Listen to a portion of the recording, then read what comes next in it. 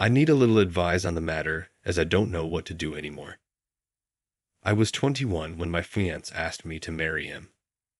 He was the absolute light of my life. We had known each other since preschool. Our families are very close. He would come and have dinner with us on a daily basis and vice versa. He doesn't have any siblings, but I have two older sisters, which is very important as he was also very close with them. We grew up together. When we started dating, I don't think our parents stopped celebrating for weeks. He helped me deal with a lot of my anxiety, and even when I gained a little weight, and my mother berated me saying he was going to leave me, he told her off and said he loved me for who I was, not for what I looked like, even though he claimed I was the most beautiful girl in the world to him. We were only engaged for 6 months before the incident. My middle oldest sister, let's call her Nikki, was a very cold person. She never showed any affection. She only ever opened up to my fiancé, as she said she saw him as a brother, and he also helped her through a lot of her dark times, such as battling drug addictions and breaking the law. She and I never saw eye to eye. I loved her dearly because she was my sister, but didn't like her as a person. Out of the blue, she tells me she wants to take me clubbing, as we had never been together before, and she felt bad that she was so distant to me.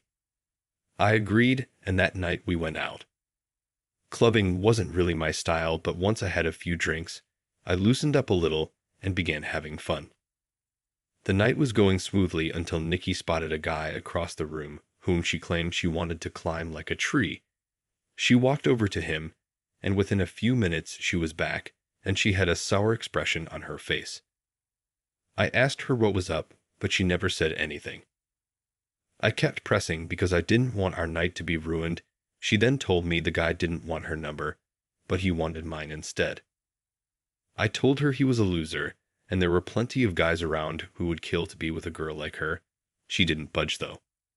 She told me she needed to use the restroom, and then we would leave. I waited for an hour. During this time, I was sipping on a lot of different cocktails. I then started feeling really dizzy and lightheaded. I figured I'd just cab it home, as I was certain Nikki had left. On the way out, though, I bumped into a friend of Nikki's whom she had briefly dated. He asked me if I needed a hand to my car, and I explained I was getting a cab. He said he was getting ready to leave, and we could share one. I told him okay, and we walked out of the club together and into the first cab we saw. I tried to find my phone in my purse, but I felt myself getting dizzier and dizzier. I don't remember what happened next as I blacked out, and the next morning I woke up on a hard sofa, my head pounding. When I came to, I realized I was in Nikki's friend's house and my phone was sitting on the glass table in front of me, but it was flat. When he noticed I was awake, he offered some tablets and water and explained that I had passed out in the cab, and he did remember my parents' address, so he just picked me up and took me back here where he laid me on the sofa. I told him I needed to go home as my fiancé would be worried. He called a cab, and I left. When I arrived at my parents' house, my mother, father, Nikki, my fiancé, and his parents were all standing in the living room. I thought they were worried about me, but the instant I opened my mouth, my fiancé asked how could I do this to him. I tried to explain that my phone went flat, but he then went on screaming about how could I cheat on him. I was baffled. Why would he think that? I tried to explain the night's events, but I kept getting cut off. Nikki then chimed in and said I was lying, and how could I be so heartless to a man who has been there for me through thick and thin? She went on to say I kept flirting with random guys all night, and then when she went to the bathroom, she saw me leave with her friend. I told her what had happened, and she showed me photos on her phone whereas we were leaving. His hand was on my back, ushering me outside. Yes, the photo did look horrible, and I was so drunk I didn't even realize his hand was on my back at all. My fiancé was so angry, he kept shouting and his mom and mine were both crying. I then asked Nikki to call her friend, and he would confirm nothing happened, but when she called him, he told a completely different story. He said I begged him to take me back to his, and when he did, we slept together multiple times.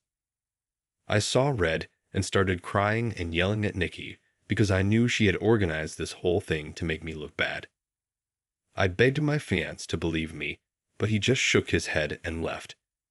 When everyone had cleared out, my mother slapped me across the face and told me to get out. I left and went to a friend's house where I stayed for a few nights. During those nights, I called my fiancé crying and pleading with him to believe me that nothing happened, but it all fell on deaf ears as he never returned any of my calls or texts. My mom texted me and told me she was kicking me out and that she couldn't believe I would do such a thing, and a lot of hurtful other slurs I don't think I could repeat here. She didn't even give me time to get my things as she threw everything out.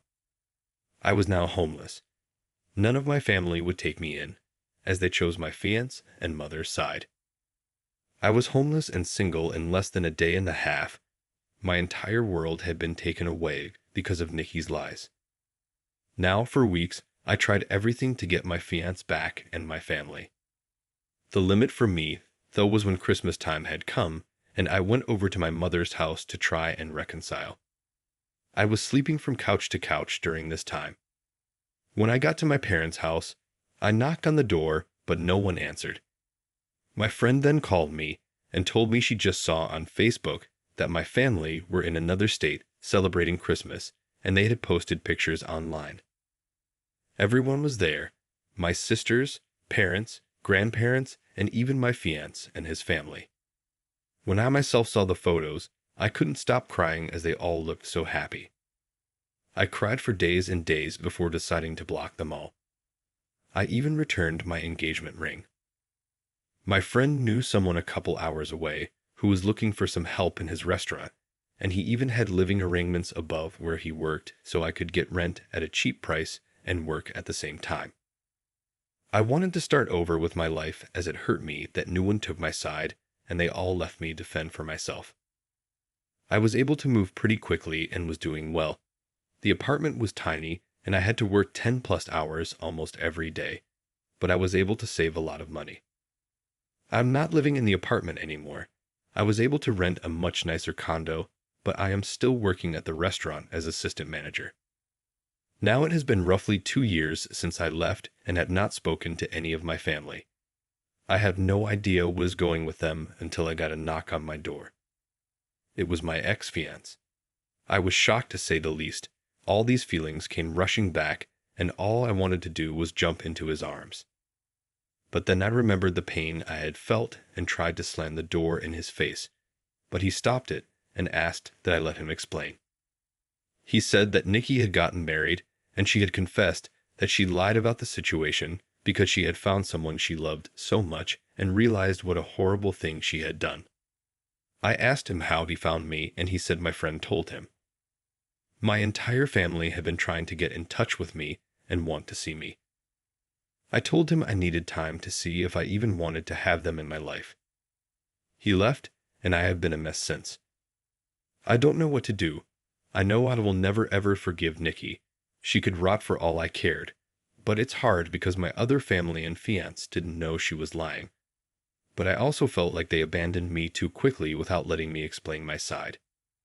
I don't know if I should forgive them. Any advice would be much helpful. Top comments: I'm petty AF, and I would request a meeting with the family and sister's husband, and in front of him, I would tell him how she drugged you and gave to you a stranger to do whatever while you were drugged. How even after making you homeless, jobless, supportless, she still let that go on for years and enjoyed Xmas while not knowing if you were in a ditch somewhere. Blow up her life. And to add to that, if I was op, I'd bring my certified home wrecker friend into Nikki's married life. Exactly, and let him know to the T exactly what a conniving sack of shit he married, and who knows what else she's capable of. Then I'd tell them all to F rot in hell. Then I'd curse them all before walking away. Update. Wow guys, I don't even know where to begin. I am honestly so grateful for all the support, advice, beautiful messages, and awards you guys have gifted. I wish I could personally thank each and every one of you, and I did try my best to reply to every message.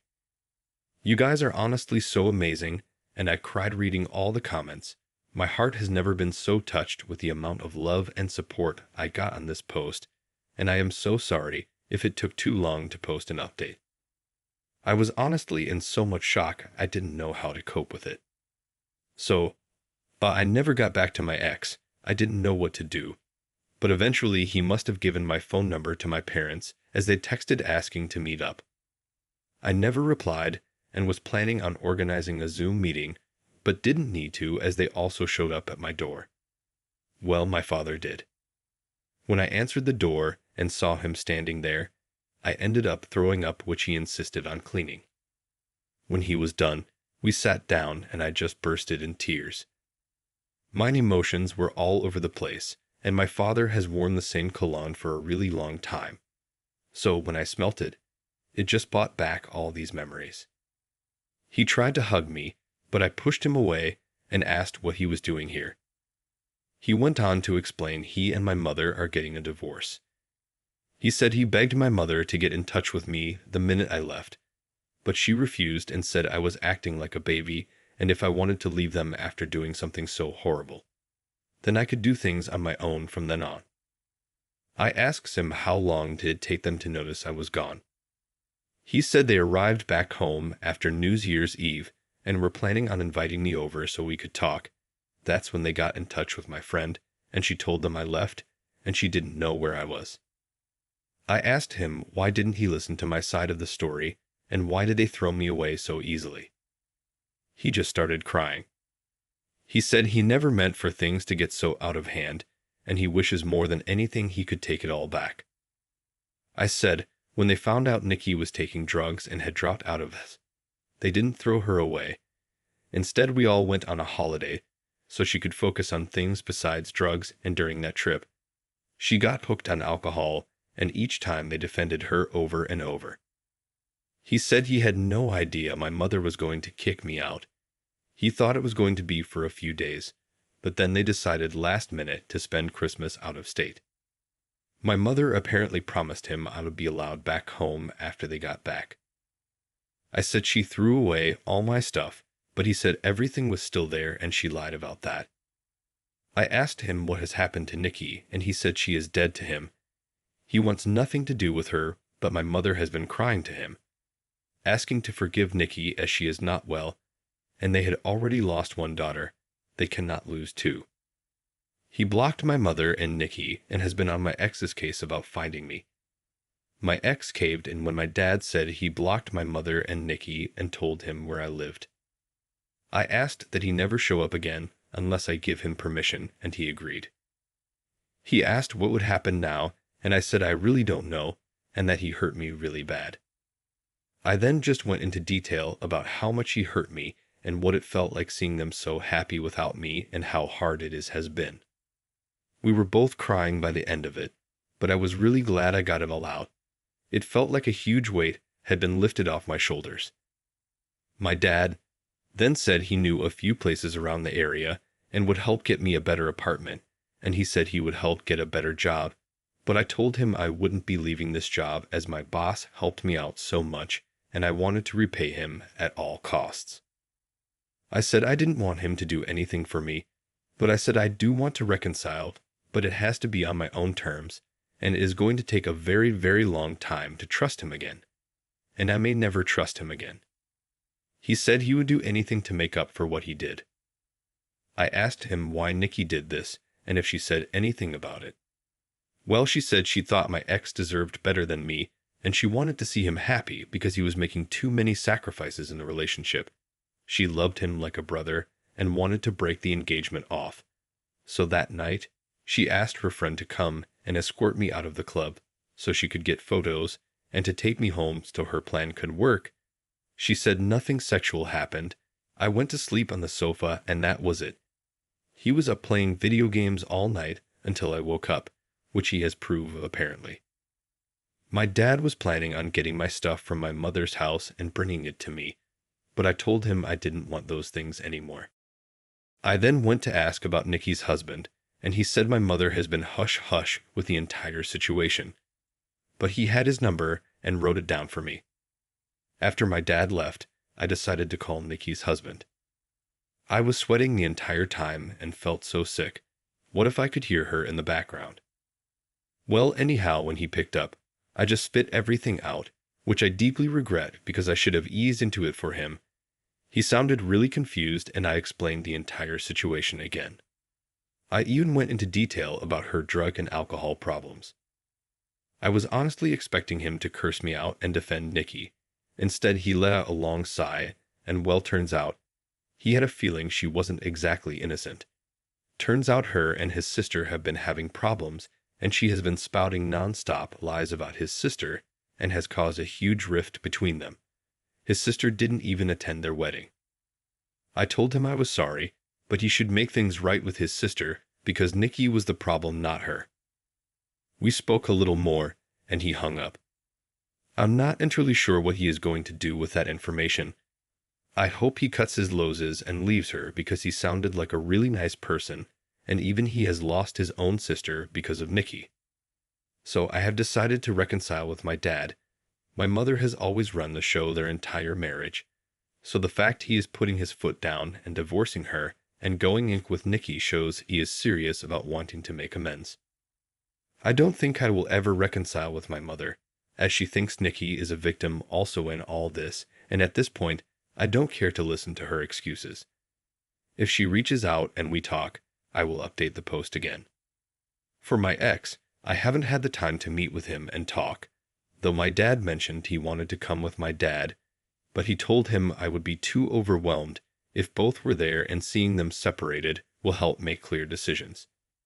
He also mentioned my ex was arrested for assaulting Nikki's friend, who lied about the entire situation.